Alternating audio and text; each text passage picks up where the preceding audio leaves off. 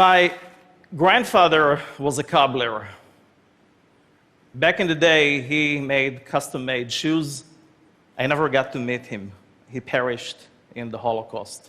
But I did inherit his love for making, except that it doesn't exist that much anymore. You see, while the Industrial Revolution did a great deal to improve humanity, it eradicated the very skill that my grandfather loved, and it atrophied craftsmanship as we know it.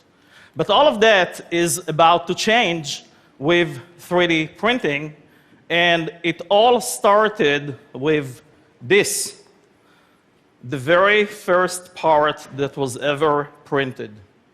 It's a little older than Ted. It was printed in 1983 by Chuck Hall, who invented 3D printing. But the thing that I want to talk to you about today, the big idea that I want to discuss with you, is not that 3D printing is going to catapult us into the future, but rather that it's actually going to connect us with our heritage, and it's going to usher in a new era of localized, distributed manufacturing that is actually based on digital fabrication. So think about useful things. You all know your shoe size. How many of you know the size of the bridge of your nose or the distance between your temples? Anybody? Wouldn't it be awesome if you could, for the first time, get eyewear that actually fits you perfectly and doesn't require any hinge assembly, so chances are the hinges are not going to break. But the implications of 3D printing go well beyond the tips of our noses. When I met Amanda for the first time, she could already stand up and walk a little bit, even though she was paralyzed from the waist down. But she complained to me that her suit was uncomfortable. It was a beautiful robotic suit made by Exobionic, but it wasn't inspired by her body. It wasn't made to measure. So she challenged me to make her something that was a little bit more feminine, a little bit more elegant, and lightweight. And like good tailors, we thought that we would measure her digitally. And we did. We built her an amazing suit. The incredible part about what I learned from Amanda is a lot of us are looking at 3D printing, and we say to ourselves, it's going to replace traditional methods. Amanda looked at it, and she said, it's an opportunity for me to reclaim my symmetry and to embrace my authenticity. And you know what? She's not standing still. She now wants to walk in high heels. It doesn't stop there. 3D printing is changing personalized medical device as we know it, from new, beautiful, conformal, ventilated scoliosis braces to millions of dental restorations and to beautiful bracings for amputees. Another opportunity to emotionally reconnect with your symmetry.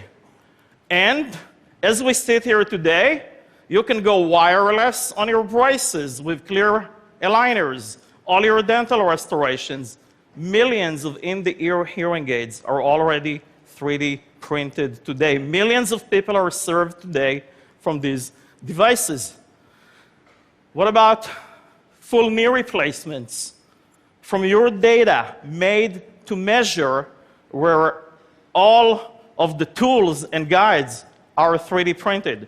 GE is using 3D printing to make the next generation LEAP engine that will save fuel to the tune of about 15% and cost for an airline of about $14 million.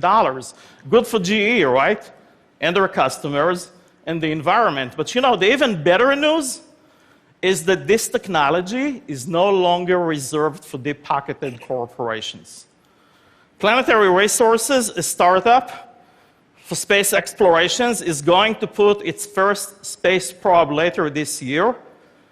It weighs a fraction of a NASA spaceship. It costs a fraction of its cost, and it's made with less than a dozen moving parts, and it's going to be out in space later this year. Google is taking on this very audacious project of making the block phone, the Aura. It's only possible because of the development of high-speed 3D printing that for the first time will make functional, usable modules that will go into it. A real moonshot powered by 3D printing. How about food?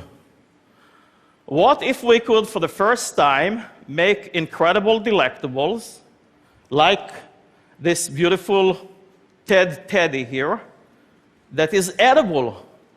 What if we could completely change the experience like you see with that absinthe serving that is completely 3D printed? And what if we could begin to put ingredients and colors and flavors in every taste, which means not only delicious foods, but the promise of personalized nutrition around the corner? And that gets me to one of the biggest deals about 3D printing. With 3D printing, complexity is free. The printer doesn't care if it makes the most rudimentary shape or the most complex shape. And that is completely turning design and manufacturing on its head as we know it. Many people think that 3D printing will be the end of manufacturing as we know it. I think that it's the opportunity to put tomorrow's technology in the hands of youngsters that will create endless abundance of job opportunities. And with that, everybody can become an expert maker and an expert manufacturer.